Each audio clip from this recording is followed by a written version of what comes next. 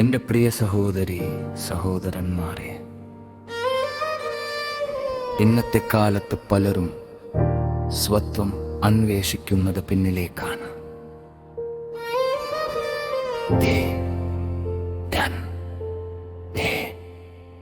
വംശാവലി, കുടുംബവൃക്ഷങ്ങൾ, രക്തരേഖകൾ അർഥം വാഗ്ദാനം ചെയ്യുന്നു. എന്നാൽ ദൈവവചനം പറയുന്നു, സ്വത്വം കണ്ടെത്തുന്നതല്ല, സ്വീകരിക്കപ്പെടുന്നതാണ്. രക്തത്തിലൂടെയല്ലേ, അനുസരണത്തിലൂടെയാണ്. സഭയുടെ ആദ്യ നൂറ്റാണ്ടുകളിൽ വിക്ടർ എന്ന ഒരു റോമൻ പട്ടാളക്കാരൻ ഈ സത്യം മനസ്സിലാക്കി. ക്രിസ്ത്യാനികളെ കൊല്ലാൻ കൽപ്പന കിട്ടി. വാൾ ഉയർന്നു, പിന്നെ താഴ്ന്നു. നിന്റെ കുടുംബത്തെ ഉപേക്ഷിക്കുമോ എന്ന് ചോദിച്ചപ്പോൾ അവൻ പറഞ്ഞു, ഇല്ല, ഞാൻ എൻ്റെ യഥാർത്ഥ കുടുംബത്തെ കണ്ടെത്തി. അവനെല്ലാം നഷ്ടപ്പെടുത്തി, എന്നാൽ നിത്യജീവൻ നേടി. ഇതാണ് ഇന്നത്തെ സുവിശേഷത്തിന്റെ ഹൃദയം. യേശു പഠിപ്പിക്കുമ്പോൾ അവന്റെ അമ്മയും സഹോദരന്മാരും എത്തുന്നു. അവൻ ഭ്രാന്തനായെന്നവർ കരുതുന്നു. ഇസ്രായേൽ കുടുംബം ജീവിതത്തിനായിരുന്നു അടിസ്ഥാനം. എന്നാൽ യേശു പറയുന്നു, ദൈവഹിതം ചെയ്യുന്നവൻ എന്റെ സഹോദരനും സഹോദരിയും അമ്മയുമാണ്. രക്തമല്ല, അനുസരണം. ഇത് നിരസനമല്ല, പുനഃക്രമീകരണമാണ്.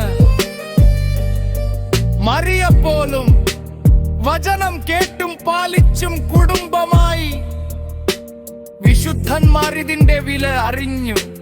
കുരിശിന്റെ യോഹന്നാൻ പറയുന്നു, നല്ല ബന്ധങ്ങൾ പോലും ദൈവത്തെ മറികടന്നാൽ അവ തടസ്സമാകും. അകൽച്ച സ്നേഹത്തെ കുറയ്ക്കുന്നില്ല, ശുദ്ധീകരിക്കുന്നു. ഒരു ജയിൽ ക്യാമ്പിൽ വികലാംഗനായ ഒരു ക്രിസ്ത്യാനി അപമാനത്തിനിടയിലും വിശ്വസ്തനായി.